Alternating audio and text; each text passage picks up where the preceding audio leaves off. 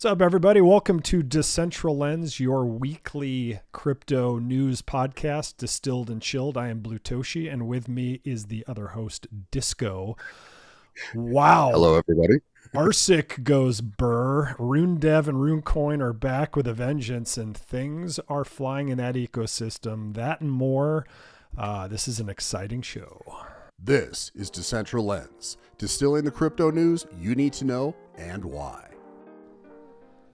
So, Disco, a lot going on this week. Never a dull moment. We've been so focused on politics and macro and all the upstream things that make our ecosystem that are affecting it with the big Wall Street whales and stuff. But Rune Coin and Rune Dev have come out of hibernation, and RSIC's going burr, and it's making a nice run, just going over 100 million in valuation after dipping as low as, I don't know what it got down to, but it might have even been like 30 million. Yeah, right around there. And it's just reinvigorated. And you just had a bunch of people, we were kind of talking. We didn't hit it a bunch in the last couple of weeks because it was like, what are we going to talk about? Speculation. So actually hearing from the team and seeing this all happen has definitely been a big kick for this week. Yeah, I mean, so many spaces, good things, and Poly are hosting spaces Sunday nights. Now it's Thursday nights, but it just it's almost revitalized the entire Runes ecosystem. And I gotta say, the thing I love most about especially Rune Dev is just how it's all about what's good for us is good for all runes, and what's really good for all runes is the most important thing. And he's always practiced what they preached in helping others like Decentralized and so many other groups get into it. So it's good. Yeah. It's good to see those guys back, and it's good. It's almost like a little after 4 months, maybe 5 months now. 4 months from the halving. Like it feels like a little reunion. And I got to say, there's a lot of old and familiar faces that we're seeing on the timeline and in these new DMs. But there's also a whole new group of people who may have been there the whole time, and I just didn't know it. But it's an exciting time for Runes. I still think Runes has a long way to go, but it's cool to see the RSIC folks all galvanize. Yeah, it's, as I say, it's kind of pent up. It's kind of like you had a crew and then it's like, where'd my crew go? And then everything's shifted so macro for the last, almost like right after the halving, it really kind of kicked into full gear. And, we're trying to cover all the biggest stories and everything. So we all kind of put our attention that way, which is probably a blessing when you really think about it, because obviously it needed time to develop and to cook and get going, which is we're starting to see signs that it has been cooking. You're not hearing rug talk anymore, which was kind of what you were hearing, more despair in the last couple of months. So it's great to see everybody kind of vibing and being in a positive space with it. And I agree. One thing that you can go all the way back through all the tweets and all the messaging and all that, and it's always been high road from Rune Dev for sure. And it's always been about, we're working on building this entire, system in the space and everything like that, as opposed to, I'm the guy or this is the team and it's this or nothing. So it's a very unifying message. And it really, I think it landed well, because I think people were sitting there like, we had so much conviction and so much, hope and aspiration, right around the halving of everything changing, and this just, plug and play and having a huge impact. And then it kind of, was a little bit muted. So seeing it really come full circle and have, this next leg, it really gets you excited, and it makes you happy and proud that you held, frankly, and that you remain committed and you didn't freaking jump ship.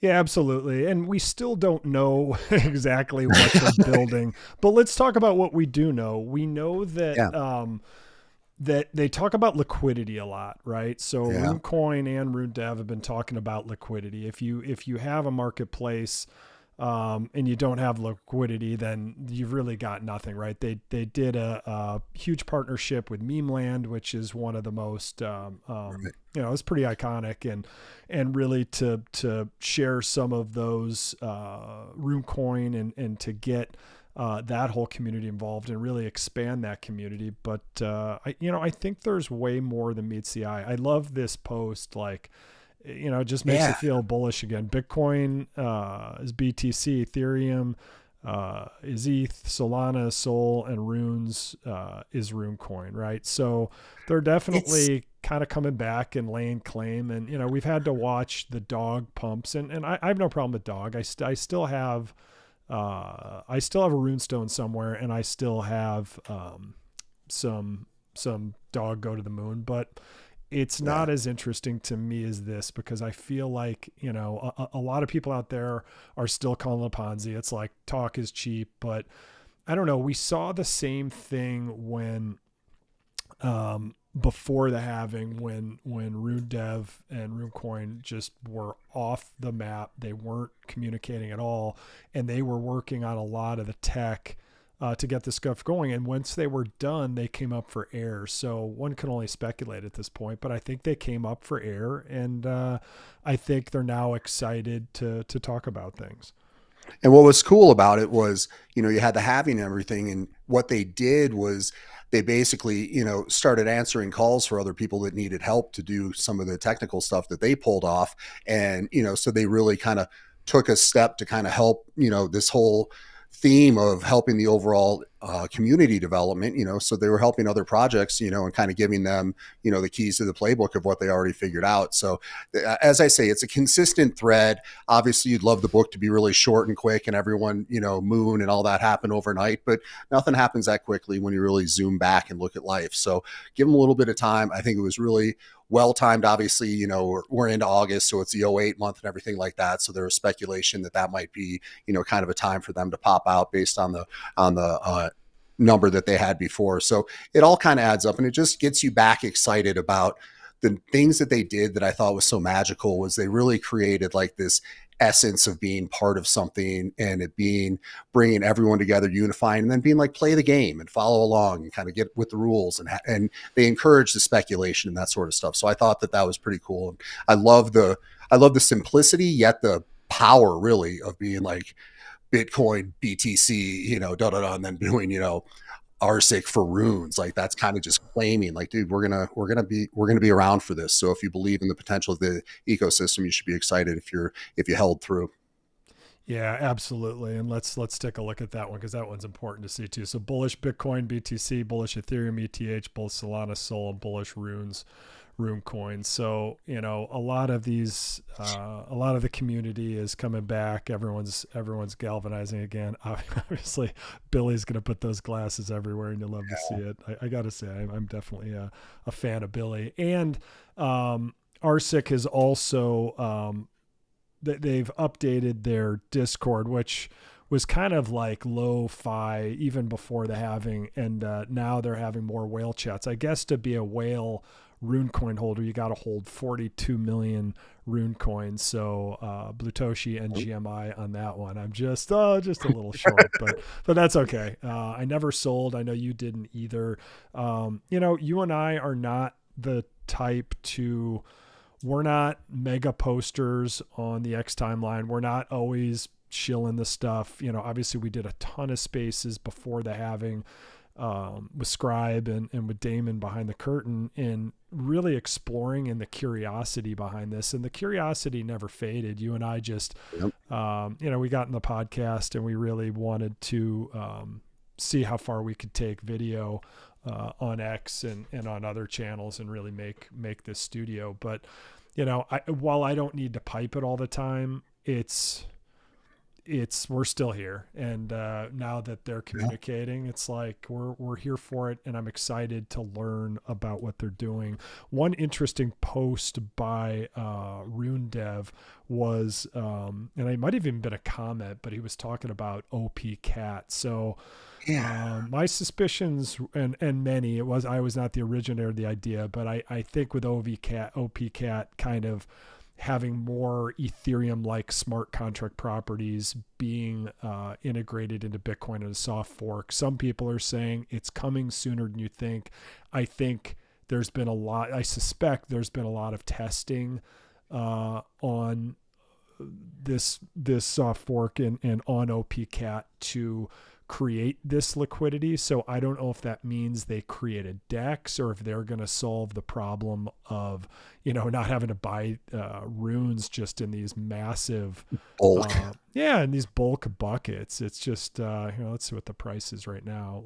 So there's a lot of problems to solve, whether it's a DEX, So they're up 14% today. They're at 104 million. Dog to the Moon still at 300 million.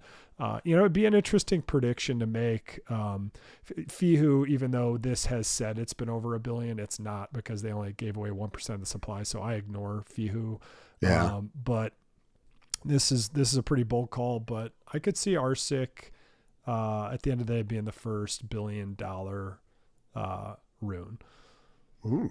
I think Nice. I think they could beat Doggo to the Moon. And if they don't, and Doggo to the Moon wins, I'd be fine with that. And I'm sure people would love to record this and have me eat my words. But if you do, that's fine. This is more press for me. I don't care. But I don't know. I have this gut that if RSIC is building something, which I think they are, and they've alluded to, and I think it's a goated OG team. I think some of the most OG people in the space are involved. That's my gut and intuition. I think if it is revealed what happens, maybe it'll take OP cap, maybe not, but I think it could be the first to $1 billion, which would obviously be super cool. And I could be totally wrong, but there's the caveat. Yes. There's the guess of the day. The guess of the day.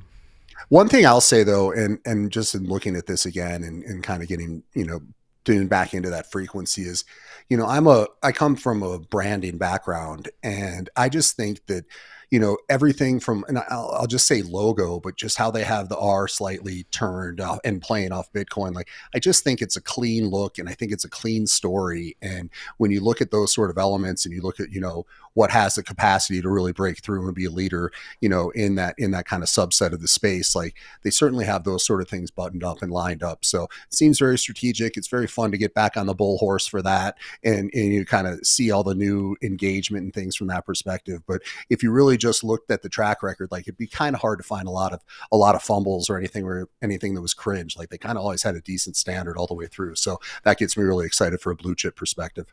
Yeah, absolutely. Absolutely. So it's good to see them back. Who knows what's going to happen, but again, here for it. And I think the net is just that Runes, it obviously the anticipation with prunes or the pre-runes or the inscriptions before the halving was probably, because you and I were just getting into the show, the bull market came, and then that was it was the hot topic everywhere, and it was so cool. But then afterwards, with the 13 letter runes and with the technology having to buy kind of in these big bulk baskets, depending on how people broke them up. Because what people do is they'll just put a bunch of these things. If you want to kind of tank the price of something, you put a big block on the floor. So, someone might buy it if it's just too tantalizing, but you could have a $12,000, 0.2 Bitcoin amount, $1 million or so, or $1.5 million on the floor, and it could stick there and it can kind of weight the floor down. But, I think runes, the goal of RSIC and really the goal of runes, and I suspect even with Casey and Raf is, Casey did inscriptions because he thought Ethereum was not a secure, great way to store your art. And I think he's right. And I've migrated 100% over to Bitcoin for my digital art because everything's on chain. And I think with runes, we've only seen the beginning. We're still counting down, remember, from 13 letters to, I think we're at 12 now, but we're going to go all the way to 1 by the next halving, right? So it's just a slow release pill. And I think the ecosystem's only going to get better and better. And it seems like they're kind of positioning runes as the next, why have Ethereum ERC20 tokens? Why even be on the Ethereum chain when you can have the quote unquote ERC20 equivalent on Bitcoin, which if runes keeps evolving and the technology is where you can buy in and out of individual coins, buy any amount you want, then why not make it the runes ecosystem?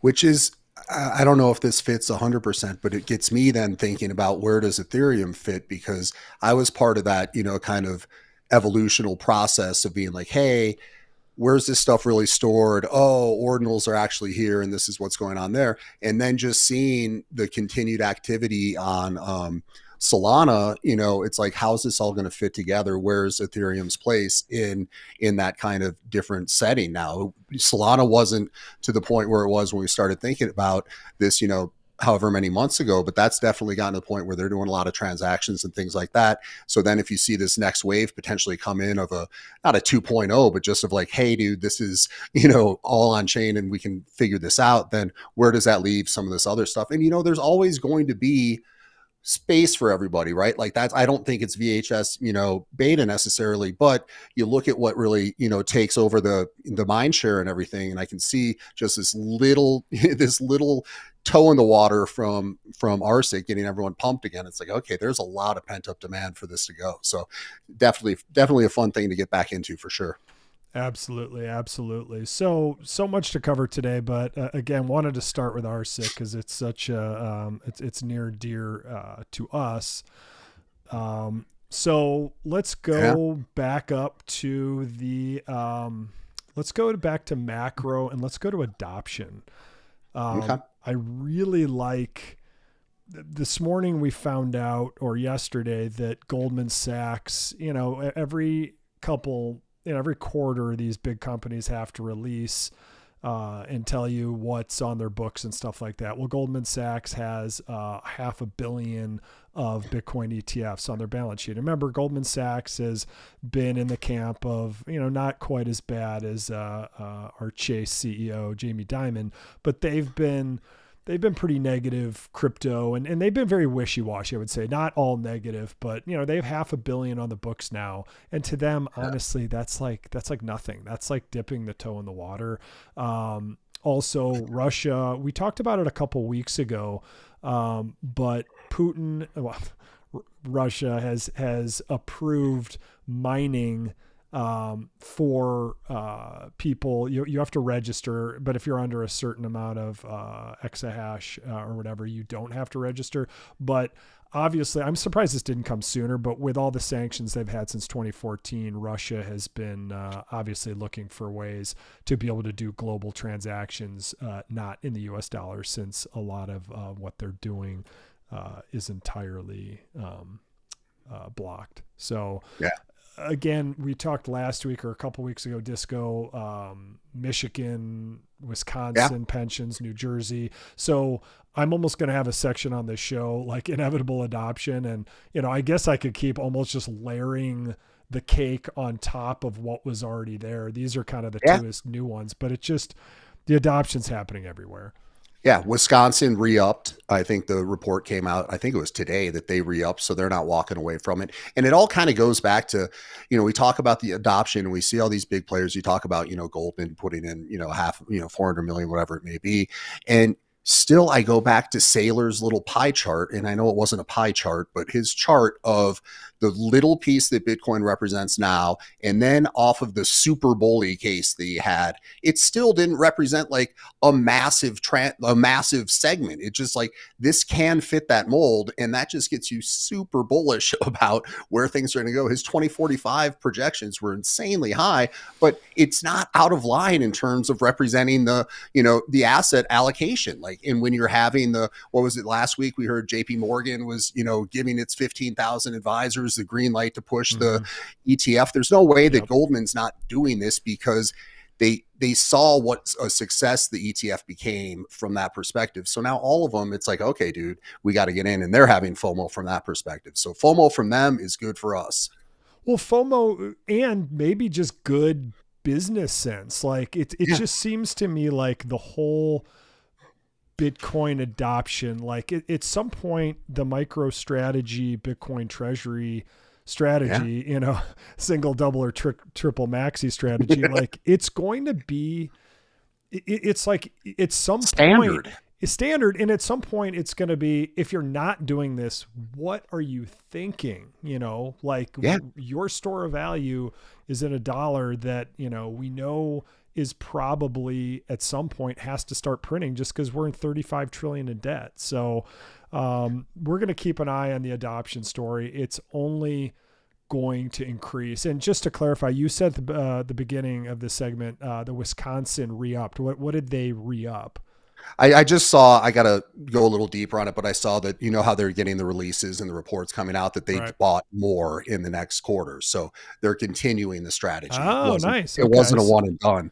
And then the only other thing on the adoption I'd say really quick is, you know, you look at those companies that are taking Saylor's playbook, and Marathon Digital is a huge one in terms of, you know, the largest mining company. And they just did another 250 million raise to be able to buy more. So they're actively utilizing that as part of their strategic strategy. And then you have also the Meta Planet in Japan doing the same thing. So that's what I like to see. You know, when you launch something, or, you know, you launch a product or a song or anything, you want to make sure it's sticky enough that people come back. You didn't want it to just be a one-time deal. So when you're having them come back into the turnstile, that's what really gets you excited, because you see that these are recurring, plug and play, they're in place, and they're not like getting questioned or anything happening. And that's especially, last thing, that's especially exciting in light of the recent volatility.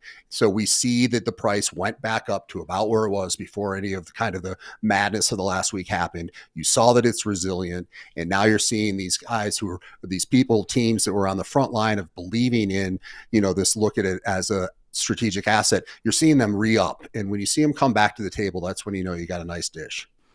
Absolutely. And you brought up something interesting that fits right in here. Eric, I'm going to get his last name wrong, Balchunas of, I think, of Bloomberg, who follows obviously ETFs very closely and has a huge following and really understands those Bitcoin ETFs well. He made a comment that if the ETFs didn't happen with their, what are we at, 17, those ETFs have raked in net positive of 17 billion. They've actually brought in, I think, 34 billion, but GBTC is down 17 or 18 billion because it was too expensive to carry it there. It didn't make sense. So we're up 17 billion. He's saying that without that, Bitcoin would be at like 30,000.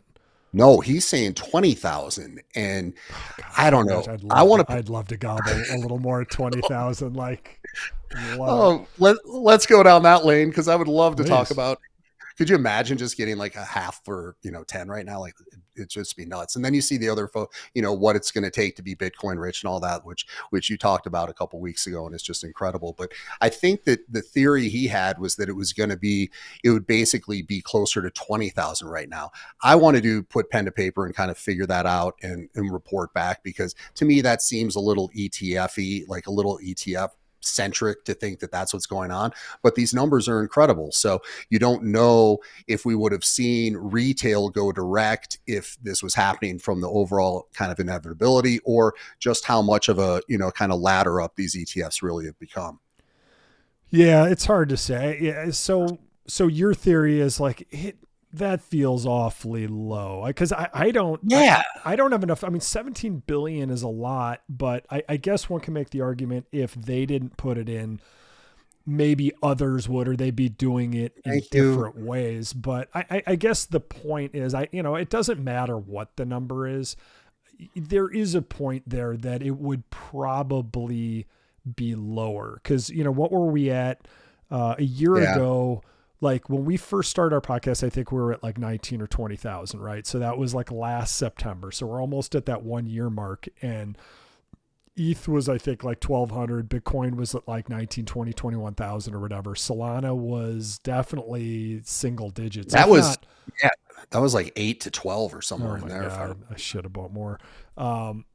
Yeah, I bought late. I bought like in the 70s. So I caught the end of the, I'm like, I'm not missing this anymore. And I caught at least the tail end of it, but I didn't get in the 8 to 12. I wish I did.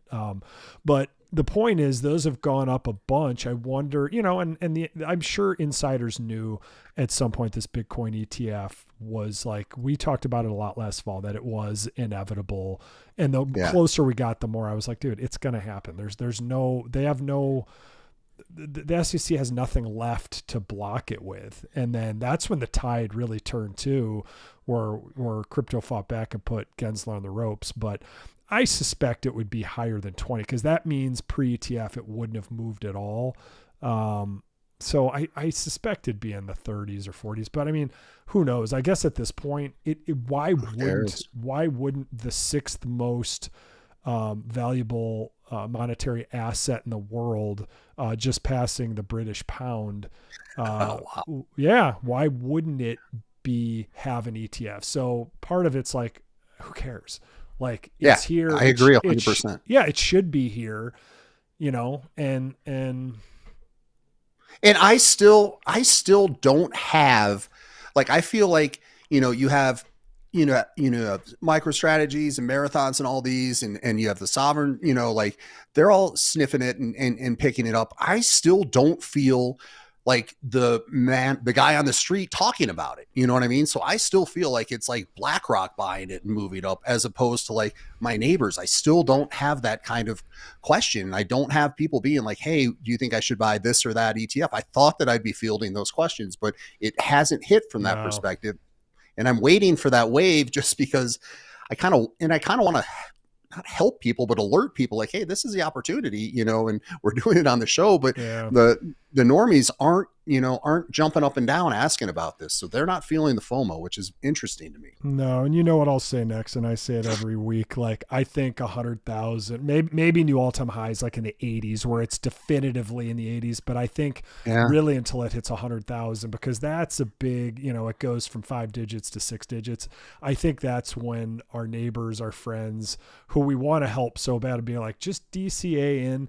Like some of the guys I golf with and some of the people, like I don't talk about when I'm in normie world, I don't, unless it comes up and unless I'm really excited about something, I don't talk about it much. But people, like a guy in the golf course is like, what was the name of your show? I'm like, Decentral. He's like, should I get XRP? And I'm like, it's not my bag, but I could be wrong. So I'm not even going to take a definitive stance like that. Who knows? Maybe Larry Fink's got like the powers that be they could even, if they use that as like the international transmission of money through XRP wires. Like I've never stood behind it, but it's possible. I don't know what goes on behind those closed doors, but I always just tell people dollar cost average in. Like you said, I wish I could sit on top of the table at every bar I go to and every time I go out and just be like, everybody, you don't have to buy a lot, just buy a little, because you learn. Like, look at the state of Wisconsin. Like you just said, they re-up. To me, that's music to my ears, because they're like, no.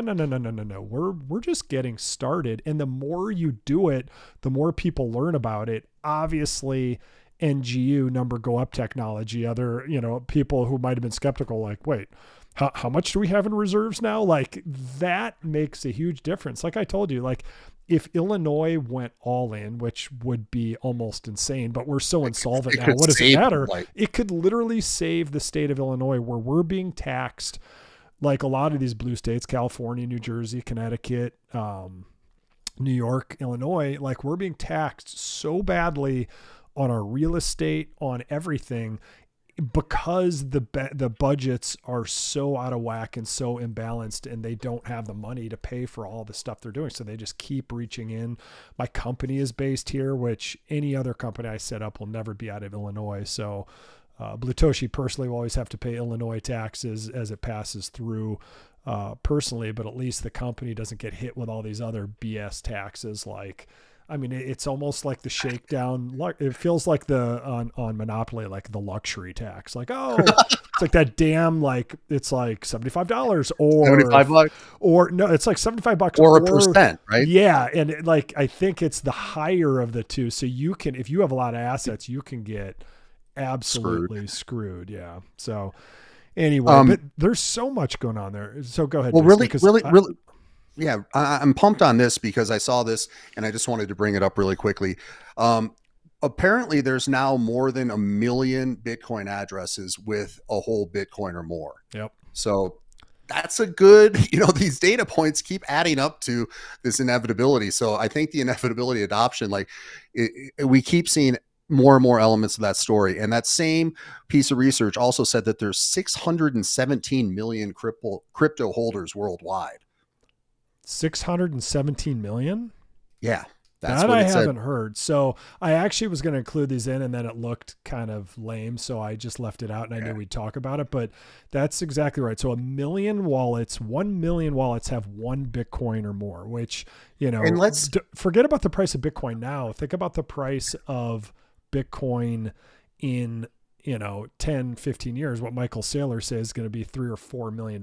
Like, my favorite stat is there's like 63 million millionaires in the world, and there's only 21 million Bitcoin. So if everybody has a third of a Bitcoin and all millionaires like want to get in, they could only, assuming all the Bitcoin was just free to grab, they could only get a third each. So again, you can slice this pie any which way till Sunday, taking the corporations out of it, just taking millionaires, and there's triple the amount that there are Bitcoin. So when I hear 1 million wallets have one Bitcoin and 4.5 million wallets have 0.1 Bitcoin, because remember, 0.1 Bitcoin, at some point we're going to go to sats, right? Which is 100 billion sats per Bitcoin. At some point we're going to have to go there, but even 0.1 Bitcoin, that's 4.5 million wallets. Like, the amount of holders is bigger than we ever thought.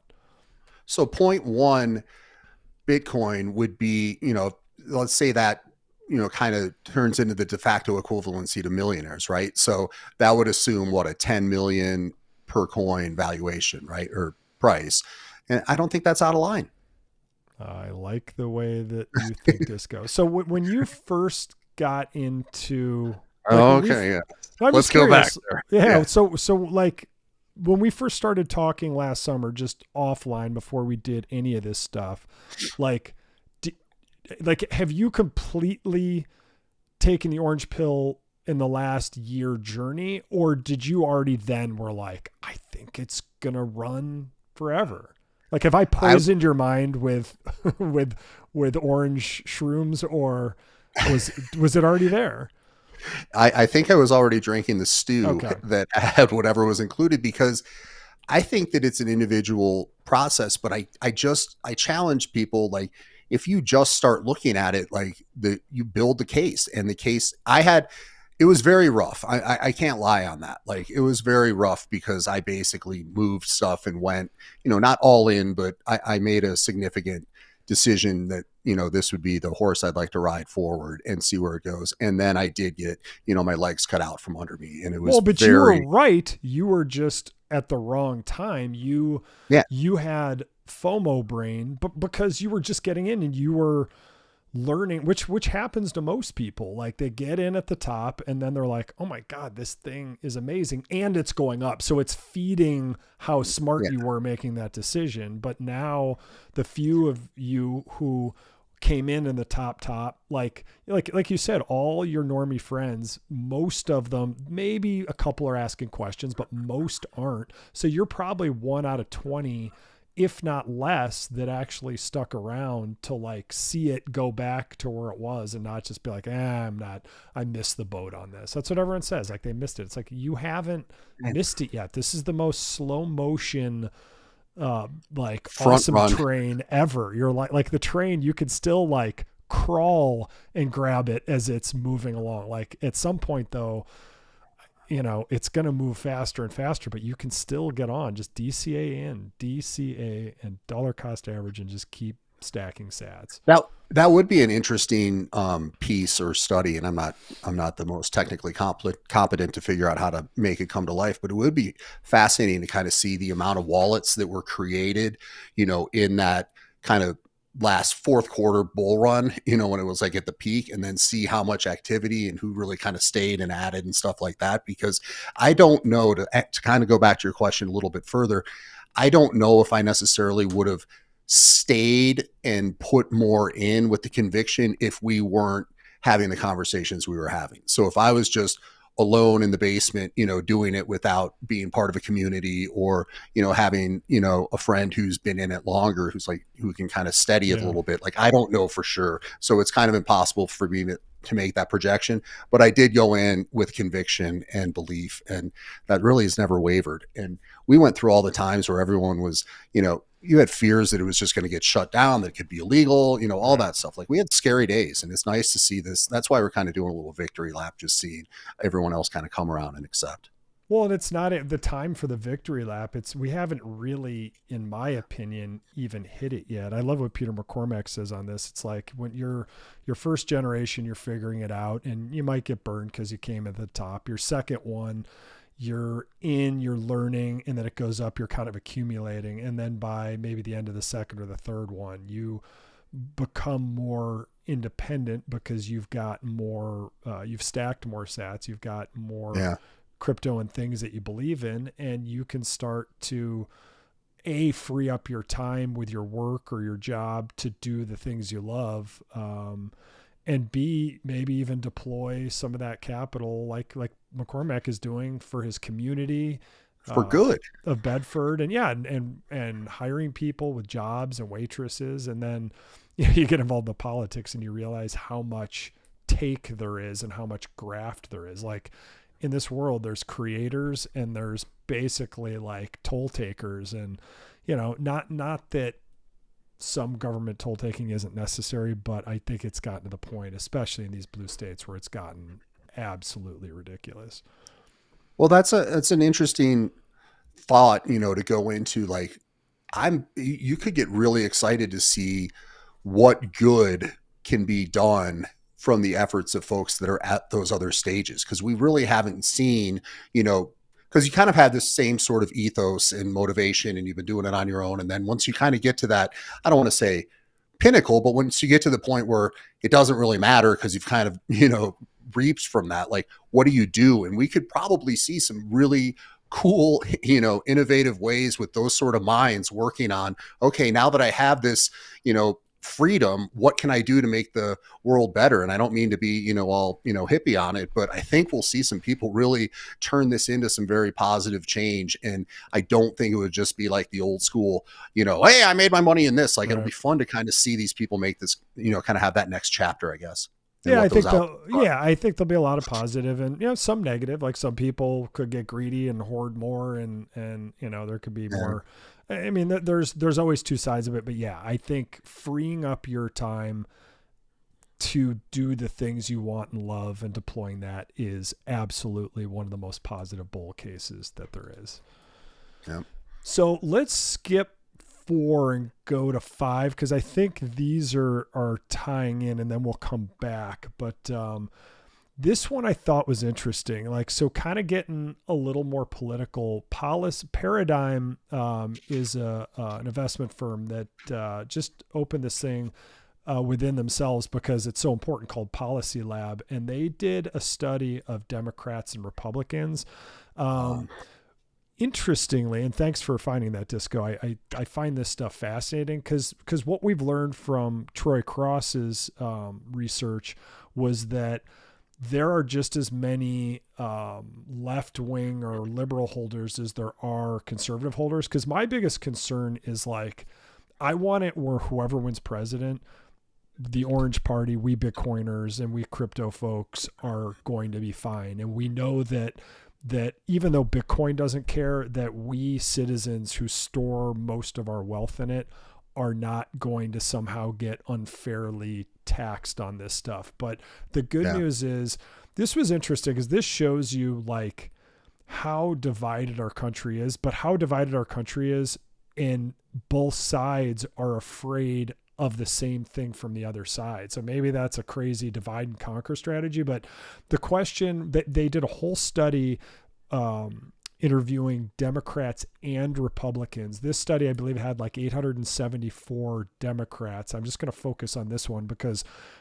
in the past, it's always been thought like, oh, crypto holders are more Republican, fiscally conservative and all that stuff. But what Troy Cross has proven and what this is proving is that's not necessarily the case. So regardless how I vote in November, I want to make sure that Democrats absolutely are pro crypto, and their who gets voted in, it all gets bent that way. So this asked Democrats, how concerned are you, if at all, that your family or business might lose access to financial services as a result of your political views?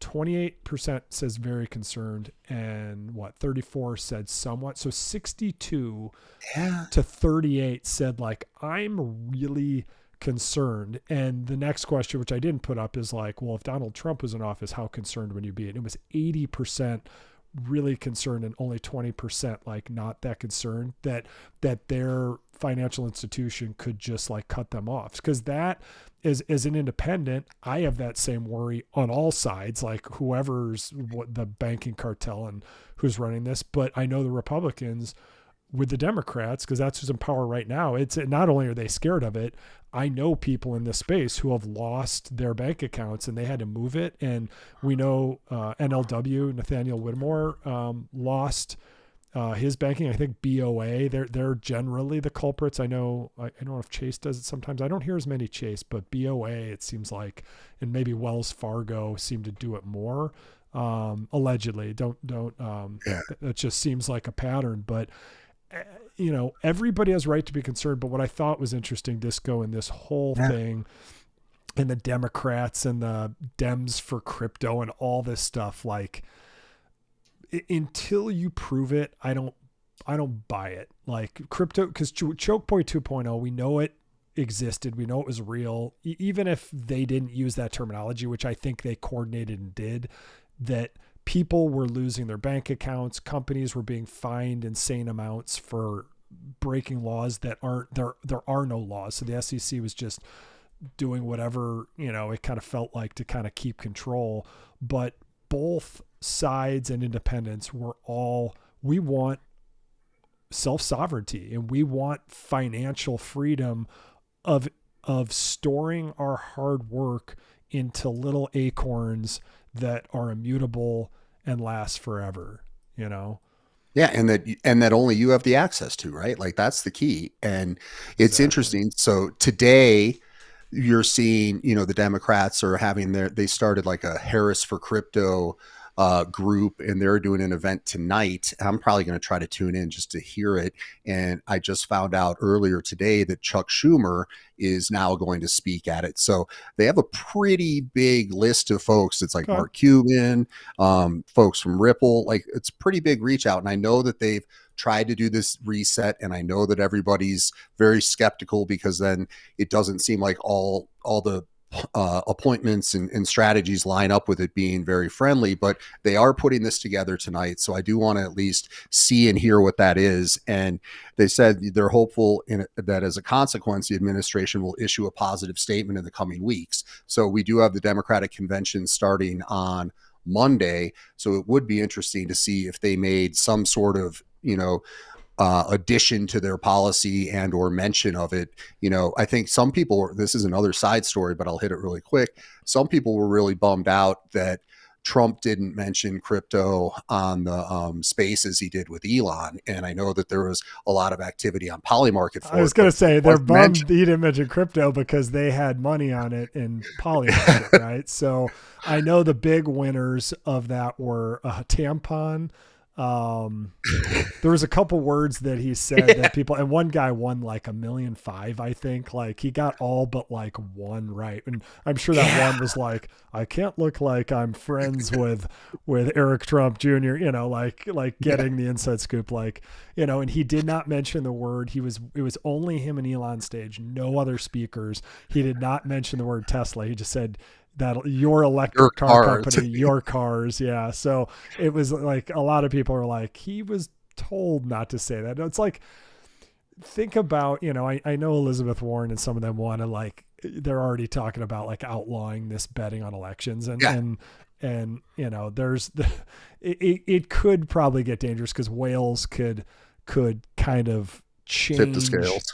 They could and just make it seem like, because remember when it was Trump Biden, it was Trump. I think by the end it was 70-28 and Michelle Obama always had 2, which I always found that was kind of funny. Yeah. But I mean, now this is crazy. But Kamala Harris is now from 70-28 Trump to Biden. Now that Kamala's in, it's slowly gone up. Now she's predicted to win 53-45. Again, it's just a gambling site on the outcome of elections. Last I checked, there's 595 million, over $500 million is being bet on this election winner. And right now, The money's on Kamala Harris by a margin of 8%, which is a pretty significant margin now. Yeah.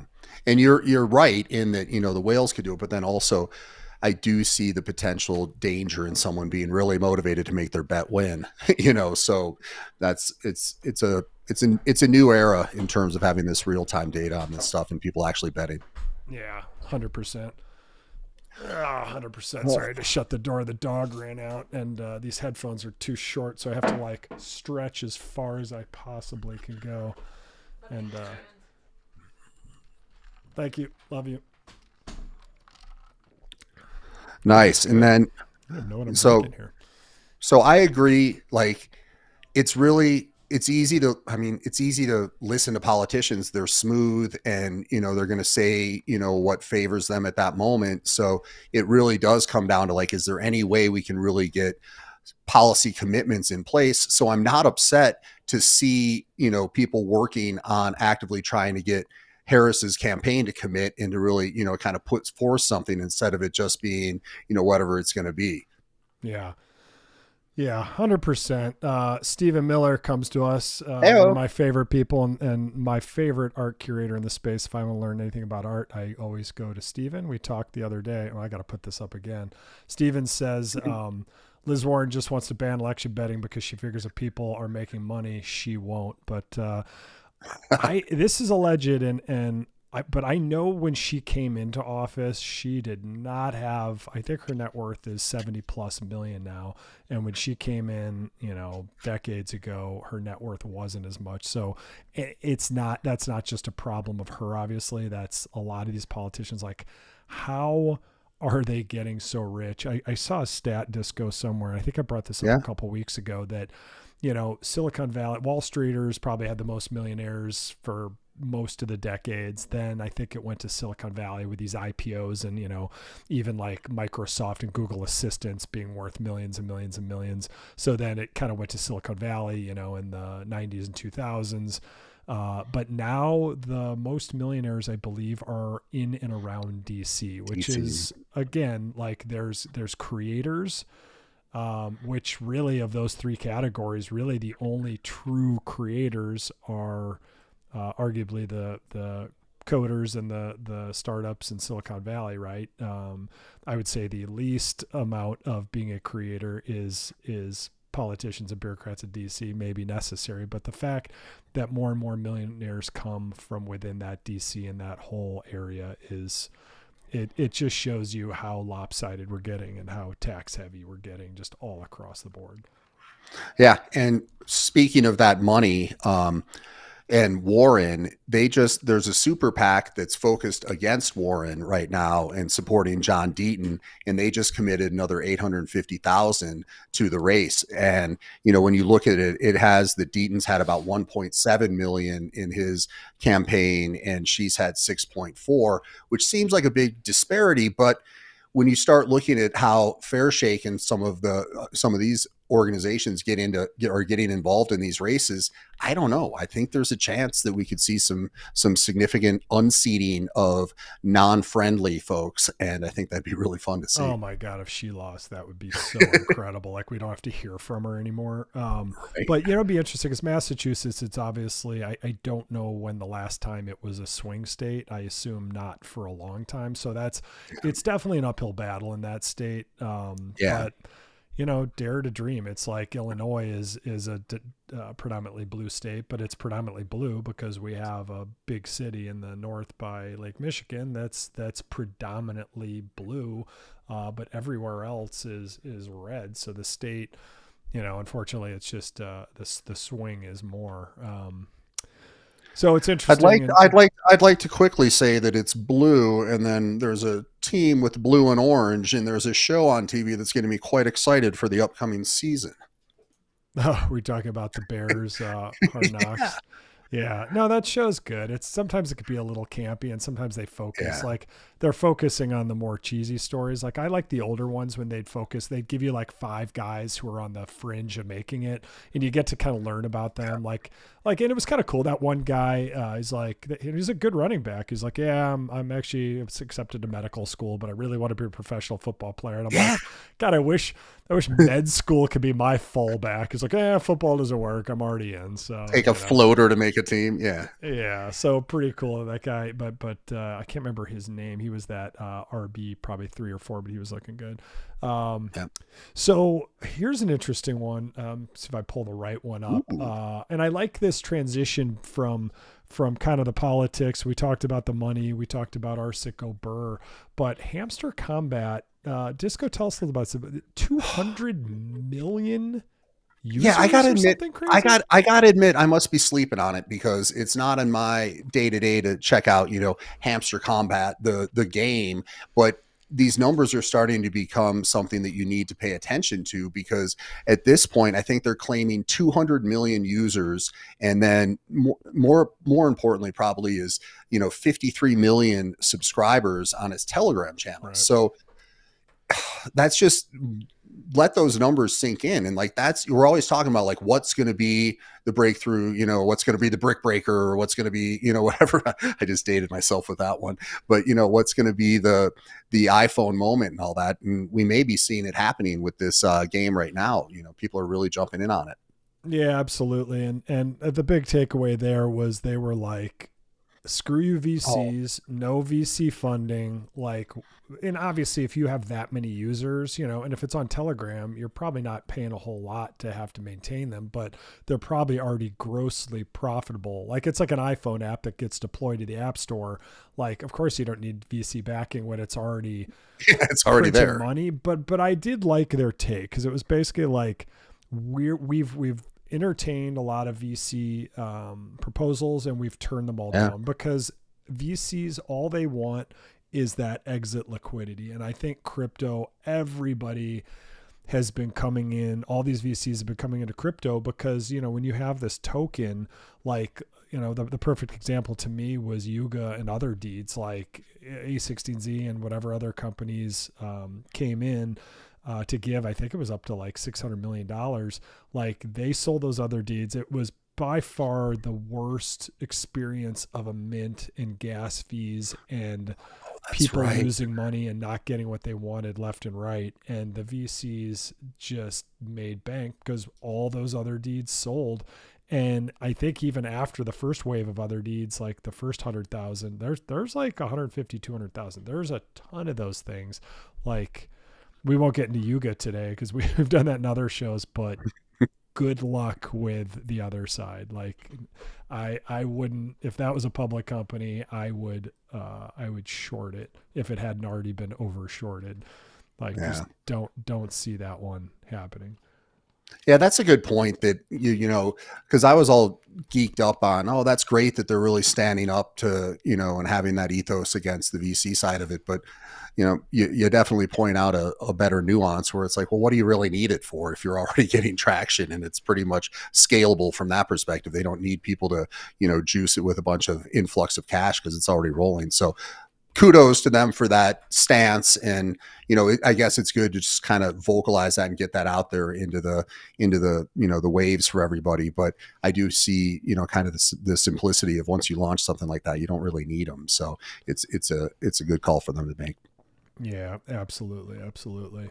So this one's kind of interesting and I'm intrigued and, I don't know if I could convince a family to go on a trip there, but, El Salvador is really doubling down on this, Bitcoin city. And, they were going to use Bitcoin backed bonds, which was really interesting. And I guess I assume it was some of the technical hurdles, like they couldn't get it done in time. So instead, I guess some Turkish holding company just basically footed the bill for the whole thing. So, go figure. Obviously, well, go ahead, Disco.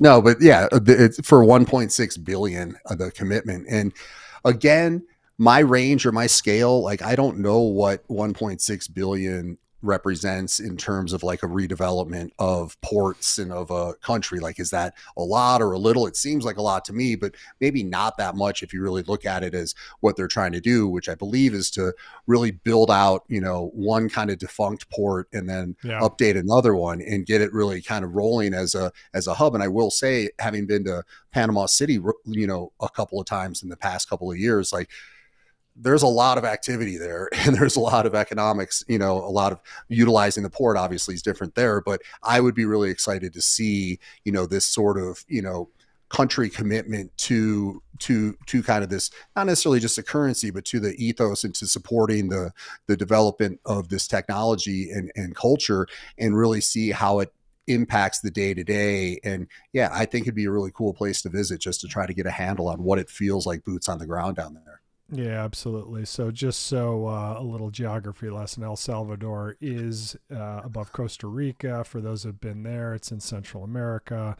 And I believe it is a little above Panama. Yeah, so it goes Panama, going up Costa Rica, then Nicaragua, and then El Salvador is kind of like hugging that southern part of, kind of in the middle of Central America by Guatemala and Honduras. So, it's really interesting how these countries are, and El Salvador obviously was the first one to actually, declare Bitcoin to actually also be a legal tender currency.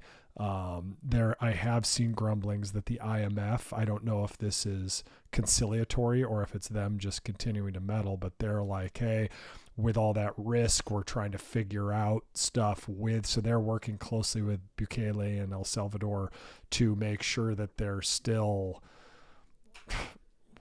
probably bending the knee to the IMF and the global fiat system, or maybe they're kind of saying like, all right, we'll let you be an experiment, or maybe the fiat dollar and the IMF and the BIS and all these bigger entities, maybe we can't spread ourselves. We can't fight everybody and force everybody to be on the dollar, even though people are going away. But I think what you're slowly starting to see happen, which is really smart, is the US dollar is kind of like if you take Bitcoin and replace it with oil really is the main currency of the world, right? But the US dollar is the one that everything had to be exchanged in. That's how you become a global reserve currency. If the peso or another currency was the global transaction for oil, then that probably would be the reserve currency, right? But So this raises a lot of interesting questions on kind of where the puck is going with that. But El Salvador was first, I think, with their, I can't remember how many Bitcoin they have. It's not a ton. It's what is it, a couple thousand, like 5,000-10,000 Bitcoin, like there. But I'm not sure the number.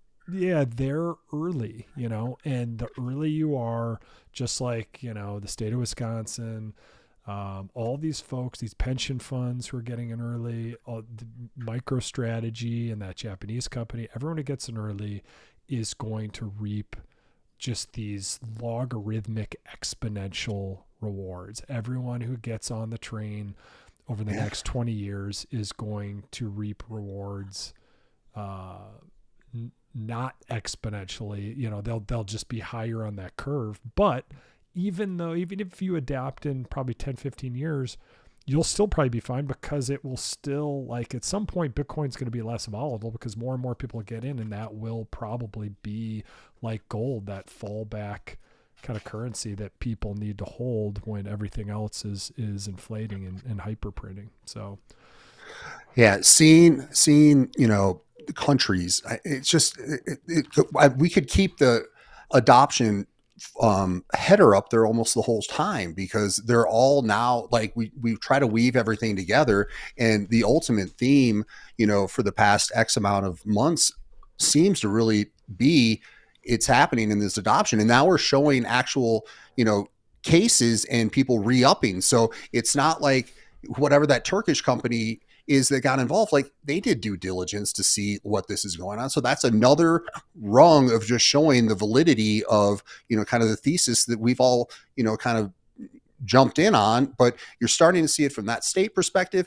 I think, going back to politics, like, I would really call for the Democrats and Harris to really say, we're going to look at this as a strategic reserve and have that same, kind of policy, because that's what, at the end of the day, you look at the strategy and it's like, dude, it's sitting right there for you. Why wouldn't you? You have all this gold, you have all this other stuff, flip it over, convert it in, and make sure you're in place and that you're supporting, what's going on. And ultimately, as you said, for Illinois, but for our country as well, like, let's take care of some of this debt by something that's going up that we're aware of. Like, it's just so sitting in front of you that I think I would like to go down there and check it out just to feel the vibes and see, what could be done. Cause it really could be a blueprint for a lot of different nations moving forward. So I don't know all the ins and outs. I understand that they're helping with the infrastructure, but I'd love to see, just how it really plays out, because that's a case study that could be used for many, many different nations across the world. Well, and think about it. At some point, as they're building these port cities, like, we may want to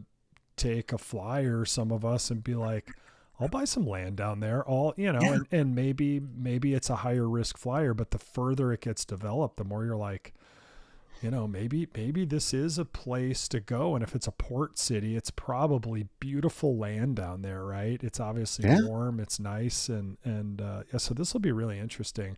I forgot, this didn't really make the news, but this one, it's kind of a good point to bring it up based on all what you were saying, going back to the US Marathon.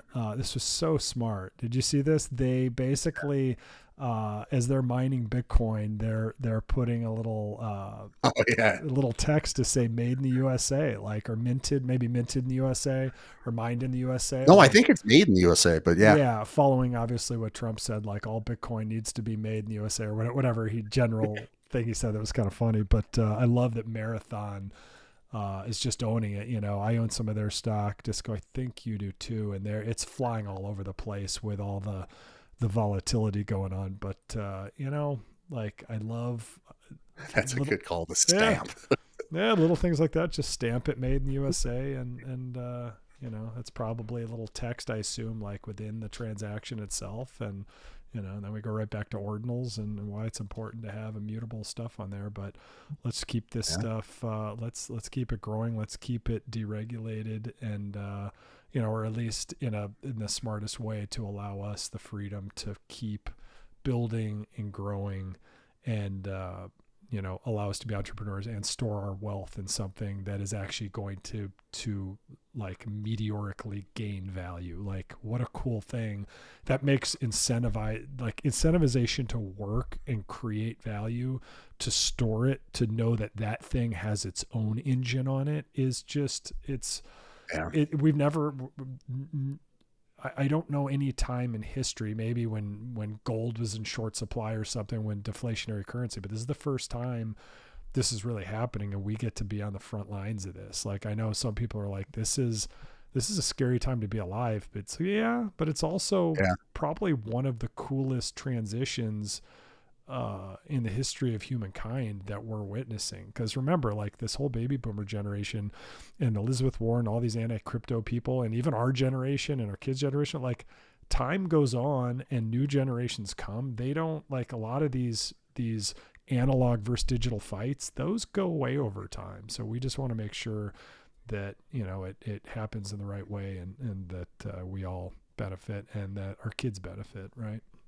Yeah, it's a pleasure to do the show, and it's a pleasure to be in the space, and it's a pleasure to have exposure, because I just don't know how rounded out, like, I don't know if I'd have much of a purpose if I didn't have this to dig into. So I really appreciate that. And as we do this show each week, first of all, if you're enjoying it, like, comment, subscribe, please. We have we're available pretty much anywhere you want to look or see us or listen to us. So it's all out there, but it's just there's so much engagement mentally to see this, and to see these things start coming to life, and to still not see mainstream folks or mainstream media, realize that it's happening. It's like, like, what more do you need to see? Like, look. Yeah. But I know it's a soliloquy, but I really appreciate being a part of the space and being a part of the show. And we do the show for entertainment purposes. It's not to be considered financial advice.